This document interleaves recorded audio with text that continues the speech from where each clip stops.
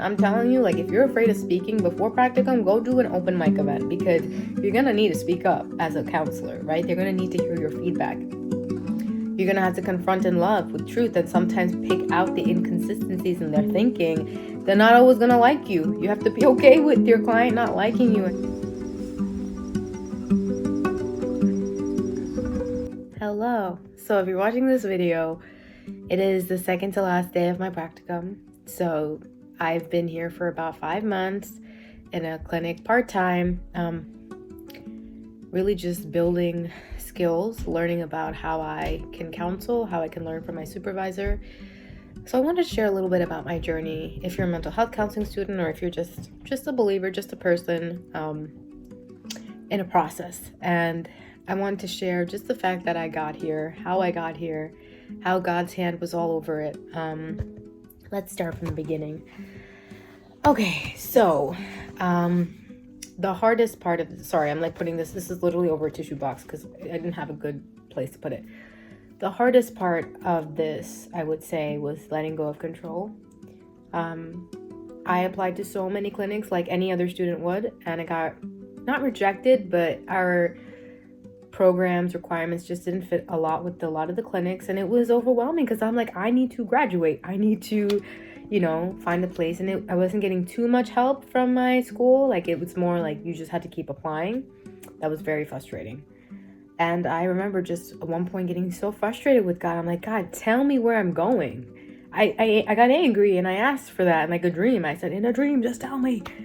And I had a dream, and I was on the computer and the word Yonkers was highlighted. Now, mind you, I knew I was supposed to. God already told me in November of 2023 that he put on my spirit to move to Westchester, to go to Westchester. And little things along the way confirmed that. And so I applied to a bunch of clinics in Westchester, but then I also applied to some in Long Island. So when I had this dream about the Yonkers clinic, I was like, okay. So I applied to one place in Yonkers. It was a mental health clinic, a community mental health clinic, and they weren't taking anybody. And I remember like being so confused because I'm like, wait a minute, where am I supposed to go? And I think it was that same month, I had met someone from Yonkers, and she was a friend during my undergrad. So for me, meeting her around the same time confirmed that that location was going to be it, somehow, some way, with the dream and then her. And then, I kid you not, maybe a month later, my advisor sent me this list of different clinics, and I applied to different ones. And this one in particular, I hadn't seen there was no, on the website, there was no direction or no address. So when she had sent me the invitation to meet on Zoom, it had the address and it said Yonkers. And I was like, would you look at that? And it was a very smooth process. I got in. She was really open to meeting with me and taking me in as her first practicum student. And it just happened. And I just remembered all the other places I was striving for. I was begging and like hoping to make something work, and all of them were just like not, they were taking long to respond, or they just weren't willing to put in the effort to have me there. So that was disheartening. And then so I came here, and it's been great. I'm not gonna lie. I do think there's a lot that I could learn more about myself and applying my skills, as my next internship will be with college students. So I'm excited about that. So let's talk about the pros and cons. Pros and cons of practicum. Pros, you're just getting experience. You're putting your feet in the water. You get to learn from someone else, and learn new people, and meet new people and learn about them. And then cons, I would say, is getting feedback, criticism, and like, obviously your supervisor needs to do that, or your faculty supervisor. So you're constantly getting, nitpick, critiqued, and you have to have your self-esteem high, like really fortify yourself, because it's hard to hear that stuff that, hey, you're not going to be doing everything right. You're not going to be perfect with this. And it's hard, especially if you come from a mentality of building and doing the best that you can, but you know that you're a beginner here. There's so much to learn in this field. And for me, I always came into fields prepared before people could make critiques. So I came into being a trainer, a nutrition coach with knowledge, with background, so you couldn't really critique me. I came into the church with knowledge and background, so you couldn't really critique me. But here, I didn't have so much in terms of like it's not the knowledge, it's not the theories, it's not the understanding people, it's actually speaking to people that was the hardest part. Like saying things properly, being patient with them, not feeling the countertransference. Like all of that is stuff you can't study for. You gotta experience it in real time. So take that as a lesson. Don't be so hard on yourself during practicum. Yes, do what you need to do. The biggest thing I can say is go to your own therapy. While you're doing practicum, go to your own therapy, because you need a space to let go, vent. You need a space to have someone cover you and be there for you in that way that your supervisors are not going to do that in that way. They can help in some certain extent, but you also need a place to just let your hair down. And sometimes therapy can really be that, and touch, because wounds are going to resurface. Triggers are going to be picked at when you're in therapy, when certain clients are saying things that bring you back to certain events in your life, or highlight you or hijack your nervous system because you realize that you haven't healed from this, or you realize that you see some of these qualities in a person that you know, and you're just like, what the heck? So all of those things come out. And so just be aware that your facial expressions, if you're experiencing something for the first time in front of a client, just be very mindful of how your body is reacting in the moment. So mindfulness is important. Do that in therapy. Take classes about it. Be more open to speaking up. Like, do an open mic event. I'm telling you, like, if you're afraid of speaking before practicum, go do an open mic event, because you're gonna need to speak up as a counselor, right? They're gonna need to hear your feedback. You're gonna have to confront in love with truth, and sometimes pick out the inconsistencies in their thinking. They're not always gonna like you. You have to be okay with your client not liking you and not leaving every session like they're happy and full of joy. They're gonna be angry and upset for some sessions. They may skip a session or two because they don't want to see you, because you brought up something that they didn't want to deal with. But that's your job. Your job is to hold them in integrity, and yes, with love and encouragement, but integrity is the biggest thing, because what they share with you, they may not share with anybody else. And whether you're a Christian or not, you have a responsibility to help them steward that vulnerability that they give you, that they brought themselves to open up to you. Help them steward it. Be honest with them. Be like direct with them. And even in the first session or two, open up the floor to say that this is an open space, that I'm here to help you. So there's going to be times where I'm going to confront you. I'm going to bring up things that you're being inconsistent about, or I notice some black and white thinking. I'm going to say that, and it may hurt your feelings in the moment, but know it's for your good. And this isn't always going to feel good. We're not always going to have, it's not like talking with your friends. Therapy shouldn't be like talking to a friend, because some friends are blunt, but the blunt ones don't always carry the compassion and the love, right? It's just usually bluntness. And then there are some friends who don't share anything about you, or don't pick out anything because they're afraid of stepping on your toes. Therapist is not your friend.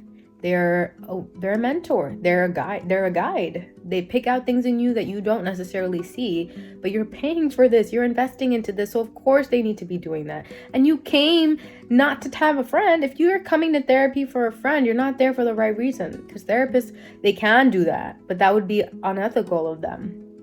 They're out looking for your well-being, and they want to maintain that. And again, there's going to be some sessions where it does feel like a nice, refreshing, like we're having a cup of coffee, but then other ones are going to be goal-oriented and healing-oriented and undoing the mechanisms of your past oriented, dealing with family trauma oriented, dealing with your own trauma, like your self-inflicted trauma.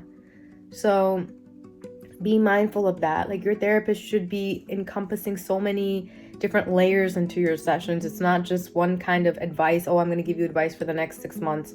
No. So as I'm learning and seeing more people, everyone has different things that they need. Some people need, not every session, some people need a little bit of advice incorporated in the session, but there should not be, you're not wearing only one hat. Okay, there's different times that different people go through different things.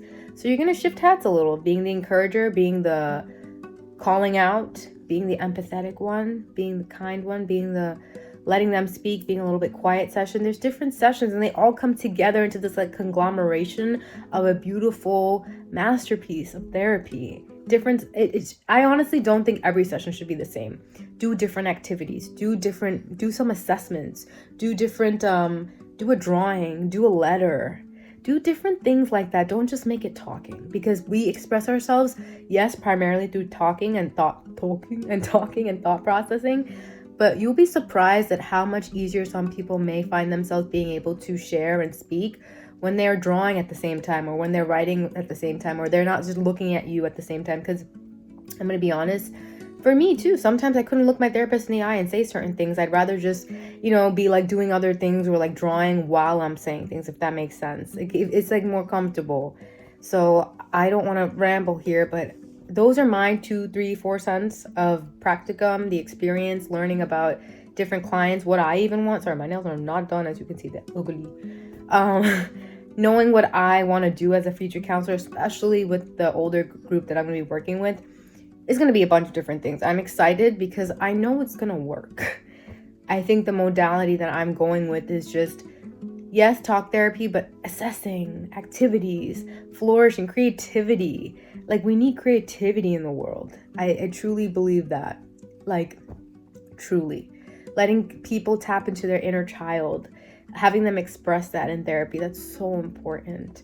So important, because they may not ever get another space where they're able to be a kid again sometimes, if that makes sense, where they're able to say like little things of like complaining and honestly how they're feeling about certain things, even if it's intense. Like, give them that space to share that. You know how freeing it is to be able to feel like a kid again when everyone around you doesn't make you feel that way.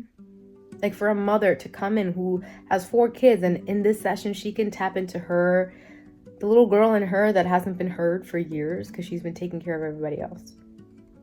Or the husband and the father that keeps wearing this mask in front of everyone, like he's got it all together, but he's breaking apart and he just wants to feel like a little kid, like on the baseball team again. And you create that space for them, and it's such a gift. It's such a gift to do that, to be able to do that. But that comes with a lot of patience, prayer, belief in yourself, that you can create that space, and also you getting that space from somewhere. Whether that's your time with God, whether that's your time with your therapist or your friend or your significant other, just know that you can't pour from an empty cup. So make sure yours is getting filled. And I would suggest the Lord, because people cannot fill our cup the way God does. I can guarantee you that. Okay, thank you for watching, and I hope this helped. This wasn't exactly the technical sides of practicum. Get your papers in, get your evaluations in, be on time with things. Make sure you space out your life where you're also enjoying a little bit. Spend time with your friends and family. Don't make it all about school. Like, you need a break, but also be serious, because you're only in here for a few years and then you got your job. So good luck. God bless. And you're gonna make it. You're gonna be okay. I'm making it, so you're gonna make it.